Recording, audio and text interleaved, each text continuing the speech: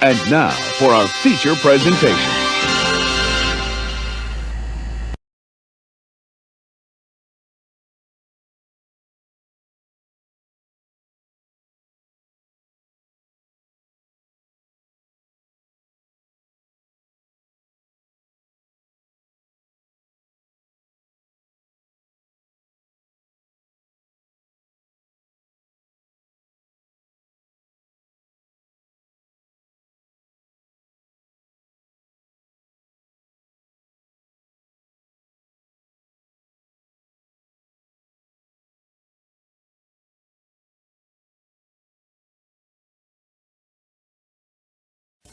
And now for our feature presentation.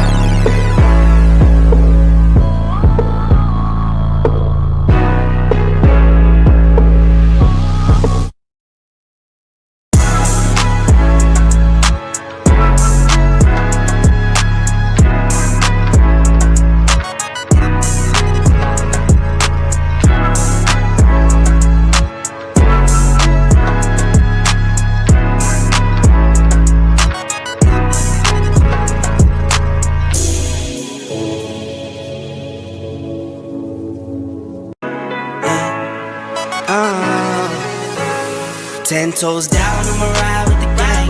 My whole life I've been doing my thing. Get that money, ain't no thing. Anything I do for the gang. Ten toes down, I'ma ride with the gang. My whole life I've been doing my thing. Get that money, ain't no thing. Anything I do for the gang. Anything I do for the gang.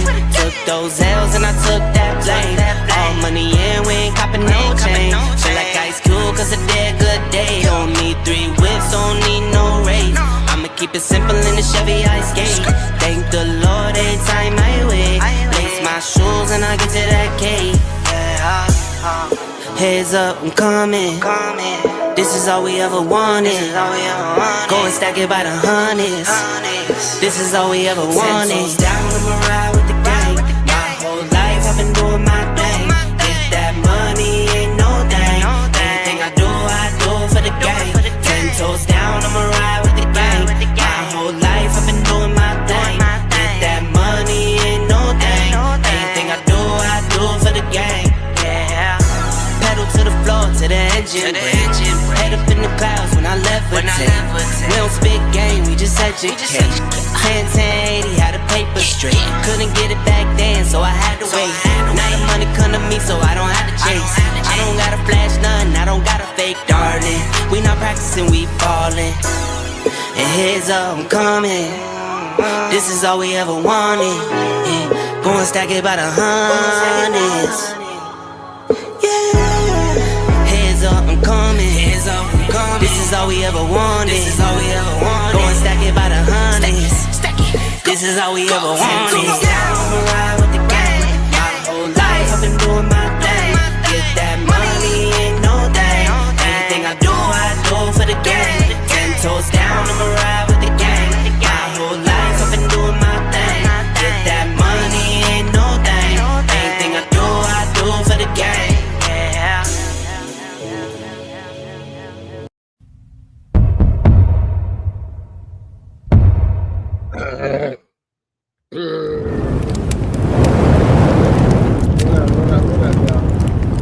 Okay, it's Monday, but normally don't. Bro, do you see what this is? This is a joke. Yeah. Cool. Yeah, I normally don't do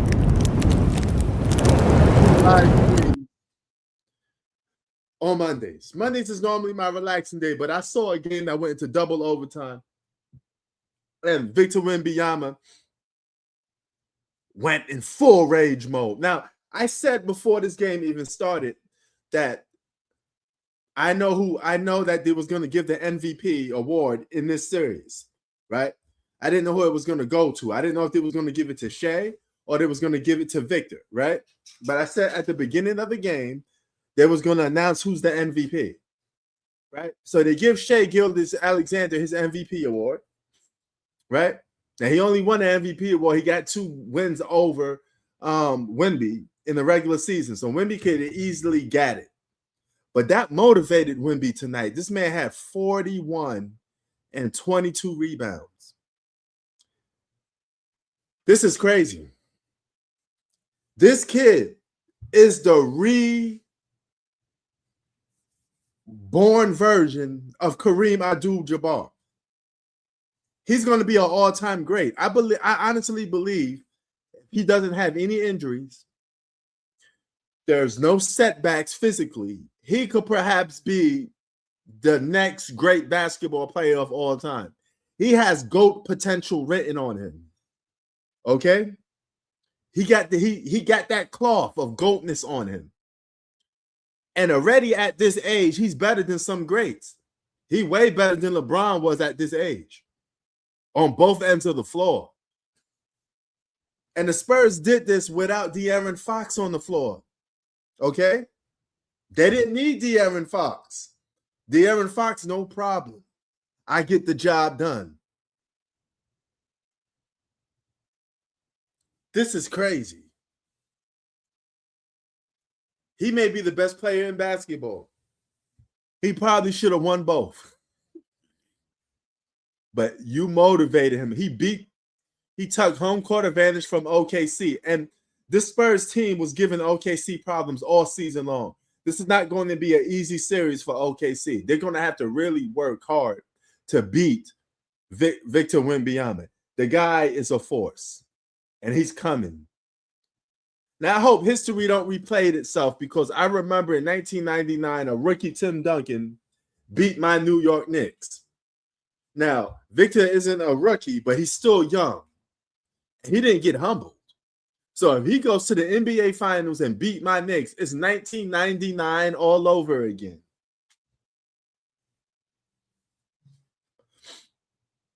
History may be repeating itself again, with the Spurs beating my Knicks on top. If anybody deserves a championship, it's my New York Knicks. All right? I like Victor Wembnyama, but it's too early. It's too early. You got lots of years to go, young fella. You got a long time to go. And his supporting cast is getting better and better. And he's almost unstoppable. He could shoot a 3-ball. He could shoot over you. And on the defensive end, he could block you. He's like half Bill Russell and half Kareem in one. He got the defensive input, the defensive effect on the basketball game like a Bill Russell combined with a Kareem. He's Kareem and Bill Russell mixed in one. And that's a scary thought.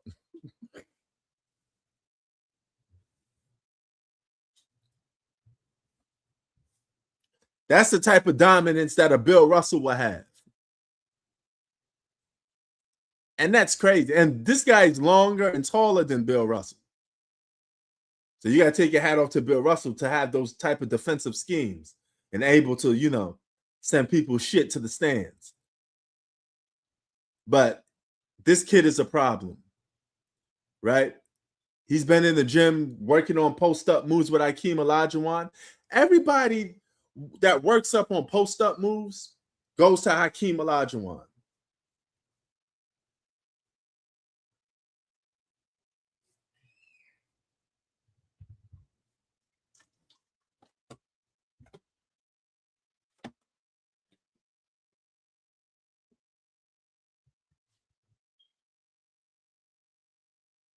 That's crazy. And all these NBA greats, Kobe, LeBron, and now Victor Wembanyama, all go to Hakeem Olajuwon to learn post-up moves. Y'all need to be giving Hakeem Olajuwon a paycheck, because all these dudes that be getting trained by Hakeem Olajuwon, they better give this man a bag. You better give this man some money, because it's amazing how much Hakeem Olajuwon probably got to be one of the greatest post-up players in NBA history. To this day, guys still mimic his moves, still get lessons from him. Right? That's amazing. That's amazing. When it comes to low post moves, Hakeem Olajuwon is one of the best to do it. And the fact that these young cats go to him to learn moves is crazy. He on his way. The future of the NBA is going to be a Wemby NBA. And it's up to the Anthony Edwards, the Shai Gilgeous-Alexanders, all these boys to come through. And let me say this. For a guy that's a two-time MVP, Shai Gilgeous-Alexander, he didn't have a good playoffs. He's been getting carried a lot. He didn't close out no games. He didn't put his name or imprint on these games.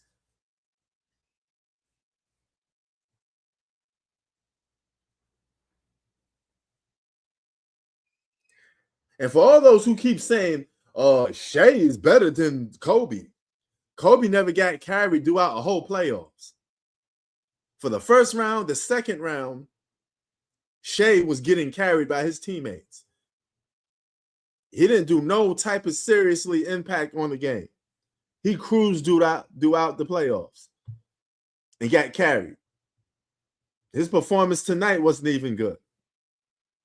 If the OKC want to win, Shai better step up, because he's getting carried. He better step up to the plate, because Kobe wouldn't have backed down from a challenge like that. You know, you could probably carry Kobe for one game, but you ain't going to carry him for a whole series. Shai Gilgeous-Alexander was a no-show in the first round. He was a no-show in the second round. And the fact to have your star, your best player, not perform well and you still win games says a lot for the team itself. Right? Because Kobe had to play good to win. Or the Lakers weren't winning if Kobe don't play good. So keep that in mind. Don't let, he got 2 MVPs. Trick you. Shai Gilgeous-Alexander is not better than no Kobe Bryant. Get the hell out of here with that.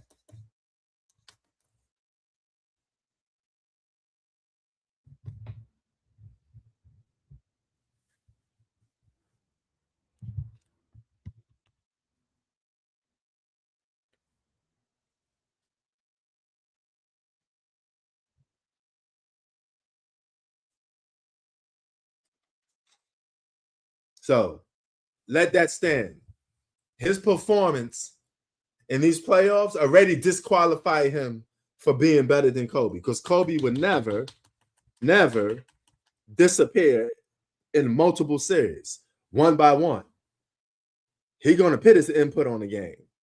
And if Kobe don't put his input on the game, the team don't win. Shai Gilgeous-Alexander don't have to put his input on the game and his team wins. So that just tells me that the man is playing with a better supporting cast than a lot of these other players. And that's crazy. That's crazy. So the fact that Wemby could win a championship in his first time ever going to the playoffs is insane. What's next for this guy? He's dominating these playoffs. He's been the best player in the playoffs. Not Shai Gilgeous-Alexander. You can't even tell me one game in the playoffs where Shai Gilgeous-Alexander had a big time effect.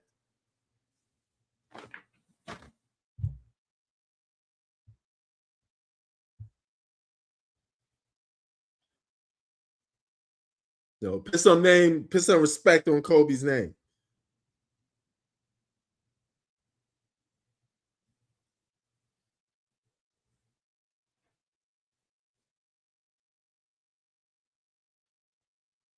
Hold on for a sec.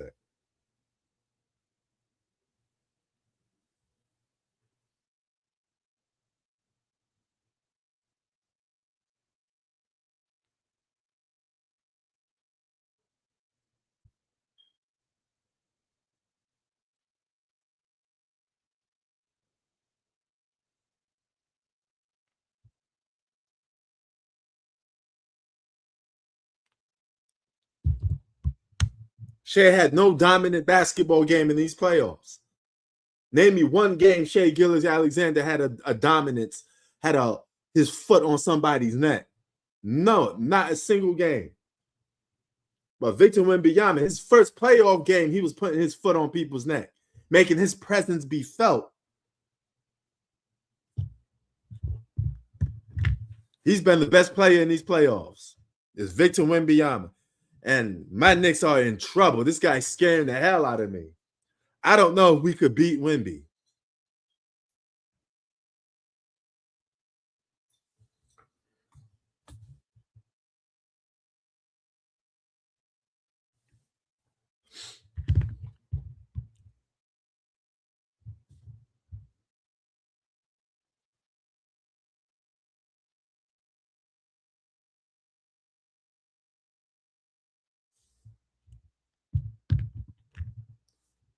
I don't know. LeBron should just stay on the Lakers or just go to the Cavs. But LeBron is not even relevant in basketball anymore. At this point, you should just retire. You're not playing for championships, then what the hell are you playing for? Just retire, bro. I'm getting tired of the LeBron James talk. He's not even relevant. His career is not going to go anywhere higher. It's not going to go anywhere lower. He's going to stay exactly where he's at. All right? His status is not going to go up. It's not going to go down. He's going to stay in that status. He's going to have 1 foot in the top 5 and 1 foot outside the top 5. That's how it is. I got Spurs. I always had Spurs. I said Spurs and the Knicks is the NBA Finals. If you haven't heard me talk, I've been giving Wembanyama lots of praise and saying how much he's the next Kareem, that he may end up going to the NBA Finals. Chi-Town picked it the Wolves to go to the finals. I picked it the Spurs. That's simple as that.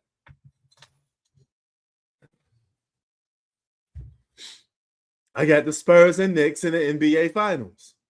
And hopefully my Knicks could beat them boys.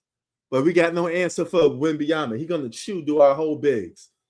He's going to have such a dominant games that's going to be hard for us to score when Wemby is in that lineup.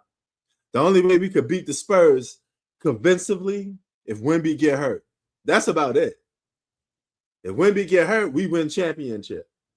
If Wemby plays, we probably will lose.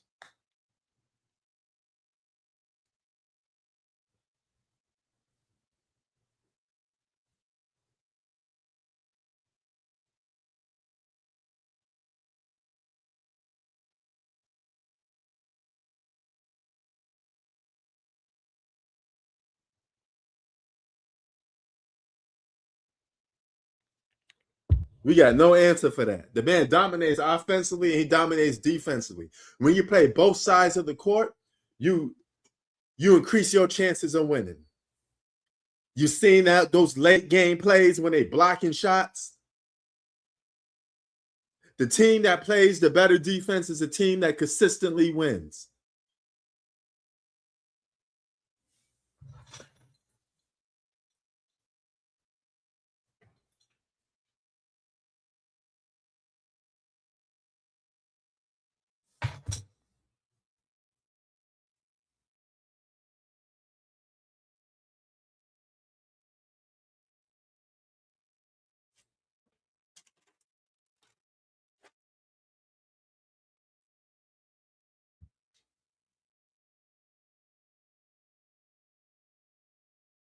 So, and let me give you the value or points of defense. Okay. Let's say your team averages 130 points a game, right? That is your max. That is your ceiling. All right. On average, your team goes 130. You say, hey, that's enough to win basketball games, right? 130, you could beat any team in the world if you average in 130 points. But here comes the problem. If you don't get those stops, you're going to give up more than 130 points. And you don't have enough offense to make up for all those points that you gave up. That's why guys that just score never win. Right? That's the main reason why they don't win. You have to play both ends of the floor. If you don't get stops, you don't win. Look what the Spurs did.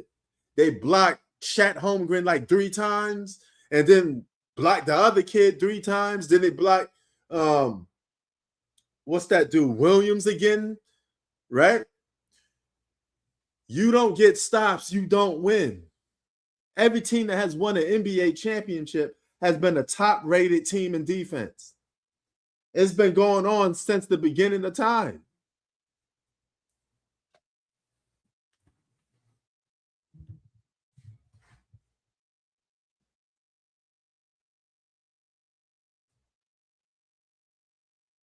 You play defense, you get stops, you most likely going to win a championship. It's been the same thing since the Bill Russell era, the Kareem era, the Jordan era, the Kobe Shaq era, the whatever era. You don't play no damn defense, you don't win championships.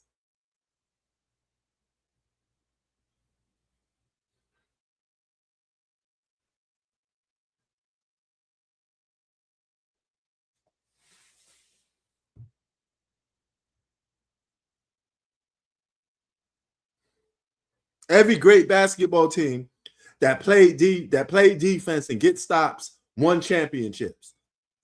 Every great basketball team that had only offense never won championships. Never. The hell, the Detroit Pistons couldn't even score that much points, but they was able to win the championship because they got stops. Right? Talking about the one with Chauncey Billups, Ben Wallace, and all these other dudes. They won a championship based off defense alone. And their offense was suspect, but they had enough defense, enough stops to stop you from scoring. It didn't matter how much points they scored because they was always going to put the clamps on you to prevent you from getting your average on them. Defense wins championships. Defense is the most important aspect to basketball. It has always been. Let this be a lesson to you people. You don't know basketball if you think all basketball is about scoring.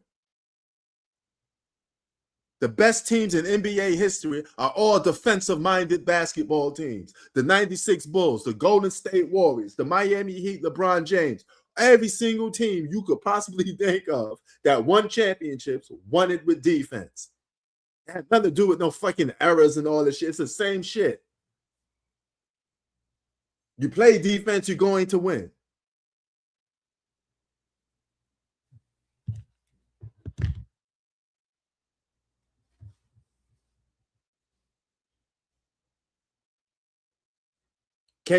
Bill Russell won 11 championships just based off defense. You can't even pinpoint me somebody that won 6 championships, 2 championships, 3 championships just off offense. It never happened.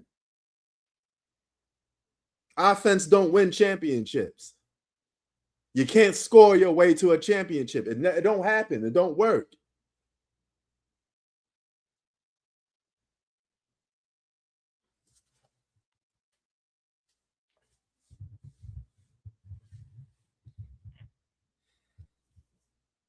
Scoring is by far the most easiest thing to do.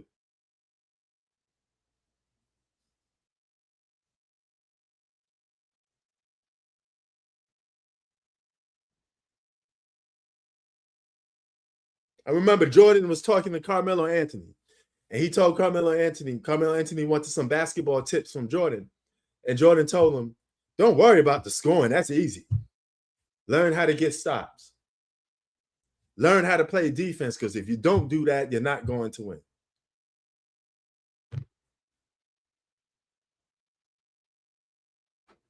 And that's the reason why Carmelo Anthony don't get no championships, because the man never played no damn defense. He took Jordan's advice for granted. And now you sit with 0 chips. Victor Wembnyama is going to win multiple championships just based off defense alone. The NBA is in trouble. He's by far the best player in basketball as of right now, and he's just getting started. He's the best player in the playoffs. As of right now, he's the best player in the world. He's playing like it. He's performing like it. You got to give it up to him. Prince Sports out. Drink the coffee. It'll make you feel better. Peace.